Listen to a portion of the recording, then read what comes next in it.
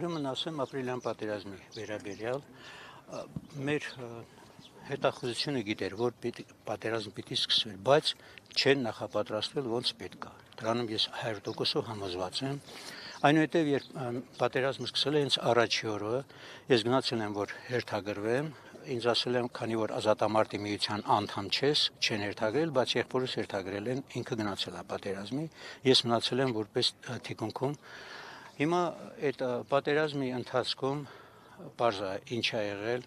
իրենք ինչ տեխնիկաներ են օգտագործել, առաջի անգամ բայրակտարներն են փորձարկել եւ մնացած, եւ ինձ համար խիստ զարմանալին այն է, Սերժ Սարգսյանի հայտարարությունը, որ ինքը չի իմացել, որ իր շտաբի պետը գնացել է Մոսկվա եւ պայմանագիր համաձայնել զինադադարի պայմանագիր։ Հետագայում երբ Սերժ Սարգսյանին հարցրել են, ինչու են բարձունքները մենք չենք հետ գրավել, որովհետեւ այդ հնարավորությունը մենք ունենք, ինքը հայտարարել է, որ չի ուզում ավելորդ զոհեր տա։ Իսկ ես որպես զինվորական, հետագայում ես եղել եմ Արցախի շտաբի պետն եմ եղել Աշխարհազորի, Ստեփանակերտի Աշխարհազորի շտաբի պետն եմ եղել։ Ես գիտեմ ինչ է նշանակում զինվոր, զինվորը հրաման է կատարում, ոչ թե հետ է նահանջում կամ ինչ կամ ինքը եթե կռվում ես դու պետք է պատրաստես նայել հայրենիքի համար զոհվելու։ Այդ ամբողջ խնդիրը, ոչ թե այն բարձունքները մենք հանձնել ենք եւ հետագայում դա հաջորդ պատերազմի ժամանակ հիմք հանդիսացել հենց անմիջապես մեր տարածքները գրավել, մանավանդ Մարտակերտի այդ վերին շրջանը հենց իրանց պատճառով որ ժամանակին մեր այդ կարևորագույն դիրքերը հանձնեն, ինչպես հիմա որ այսպես կոչված այդ ադրբեջանցիներ այն բարձունքները մերոնք վերցրել են, մեր ոչ չասեմ այսպես կոչված շտաբի պետը հայտարարում է որ Սովածանան Ծարավանան իշնելու են, ինքը խելքի իրանա գնացել, որովհետև անասունում մենակ այդպես կմտածի, եթե կեր չկա իշնում է։ Դրա համար ինձ համար խիստ զարմանալի է, որ նման մարդիկ եւ նման հայտարարություն անան։ Իսկ այսօր մենք հավաքվել ենք արցախցիներով եւ իհարկե բոլոր ցանկացողներն էլ այստեղ եկել են ապրիլյան այդ պատերազմի զոհերի հիշատակը հարգելու։ Դա մեր խնդիրը։ Եվ կանդրադառնեք բանին, հա։ Գիտեք, բոլորն էլ յուրաքանչյուր իրատեսակետն են էլ արտահայտում։ Հիմա տեսնում եք հենց ամերիկյան այս ժամանակակից պատերազմը։ Թրամփը այնտեղ հայտարարում որ մենք արդեն հաղթել ենք, իրանք էս այդ նույնն էլ եղել է մեր պատերազմի ապրիլյան բանն անում որ իրանք են հաղթել, բայց ինչա տեղի ունեցել, փաստորեն դա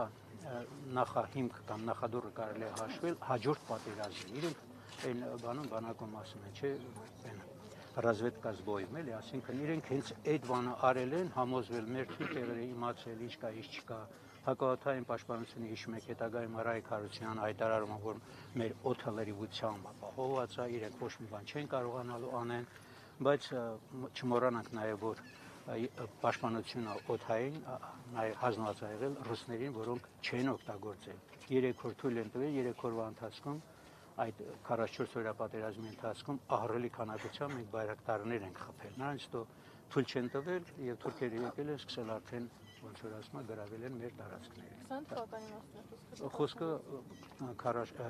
20 թվականի։ Հիմա դուք կանդրադառնաք վերջի հայտարարություններին, որոնք հնչել են իշխանությունների կողմից, որ արցախցիները փախան, հատկապես ռազմաքաղաքական ղեկավարության ներվերջին չեպազրույցում հնչած մեղադրանքը Ղարաբաղյան շարժումը չշարունակելու վերաբերյալ։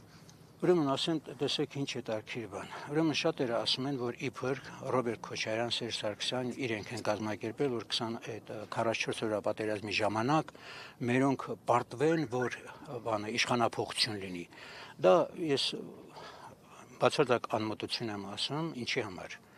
Հանձնաժողով է ստեղծվել 44 օրյա պատերազմի վերաբերյալ։ Եթե այդպիսի փաստ լիներ, իսկույն կներկայացնեին, իսկ ինչու են թաքցրել։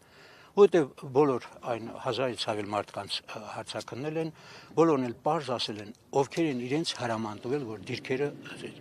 հիմա կոնկրետ մեր օրինակը ասեմ, Աշխարհազորը։ Մեզ տված ա եղել, ուրեմն Սարուշենից Սարգսաշեն այդ ամբողջ հատվածը 7 կիլոմետր հատվածը մենք ենք հսկել։ Նոյեմբերի 5-ին եկել են մեզ ասել, որ պետք է դիրքերը թողեք դուրս գանք։ Ով է ասել։ Փաշինյանի կողմից։ Եվ Մասխուդյանի հիշում եք, ինչու իրեն բանը, որտեղ նույն Մասխուդյանը այնտեղից զանգել է Երևան, ասել, որ այսպիսի հայտարարություն կա, մենք դուրս չենք գալու, որտեղ եթե մենք դուրս եկանք, թուրքերը գալու են այստեղ ու բարձրանան վերև հարավ գյուղն է։ Հարավ գյուղից Ստեփանակերտը կարելի է քարով էլ խփել։ Եվ մենք էլ չենք դուրս եկել։ Հետագայում ես որ արդեն ես մնացել էի զենքերը բերելու, այն մեր այդ հայտարարությունը մեր հրամանատարն էլ դեմ եղել եւ մեր հետախուզության պետը, որ ինձ հետ էր միասին էինք այստեղ, Վազգեն Հայրումյան, եւ ես զանգել եմ որ Արայիկ Հարությունյանից իմանամ այդպիսի բան կա, զանգել եմ գեներալ Վարդան Բալայանին։ Ինքը ասլա ես կպարզեմ, ինչեւ հիմա պարզում են։ Այսինքն այդպիսի իրոք հրաման եղել է, որ դիրքերը թողեն դուրս գան։ Այդ ամբողջ խնդիրը։ Եվ մենք որ գնացել ենք առաջին բանի պատերազմին հոկտեմբերի 7-ին ա եղել, որ Քանդ Խորադիզը մեզ հագցրել են սպեցնազի հագուստ, պատկերացրեք աշխարհազորայիններին եւ ասել որ այդ Քանդ Խորադիզը պետք է մենք գնանք վերցնենք։ Մենք գնացել ենք վերցրել Քանդ Խորադիզը, որ պիտի օգնության գային, հրամայել են օգնության չեն եկել։ Եվ արդեն տանկերը, որ թիվը արդեն 64-ի է հասել, մերոնք բնականաբար թողել են դիրքերը եւ հեռացել։ Ոչ թե փախել են, այլ հեռացել են դիրքերից եւ այդ պատերազմի ընթացքում մենք տվել ենք 4 զոհ, 17 վիրավոր։ Իրենց պատճառով, որ չեն եկել օգնության ժամանակին։ Այն էլ ոնց ա եղել, տանկերը, որ եկել են սկսել արդեն մերոնց վրա խփելը, բնականաբար արդեն մերոնք պիտի վերկենային խրամատներից, որտեվ եւ ականանդետներով են խփում եւ ամեն տեսակ գրադով բանով խփում են, պետք է տեղը գիտեն, բնականաբար պիտի դուրս գան։ Դուրս են եկել այդ շարժվելու ժամանակ 4 հոգի մենք զոհ ենք տվել եւ հետագայում գնացել 2 հոգի այնտեղից հանել։ Երկուսին հնարավոր է եղել հանել, երկուսին չեն կարողացել, որտեվ անընդհատ կրակի մեջ են եղել։ Այնպես որ նման հարցեր կա, էլի հիմա այսօր կանգնում են ասում որ փախել են, չեն եկել։ Լավ, եթե փախել են, չեն եկել։ Գլխավոր գերագույն հրամանատարը դու ես։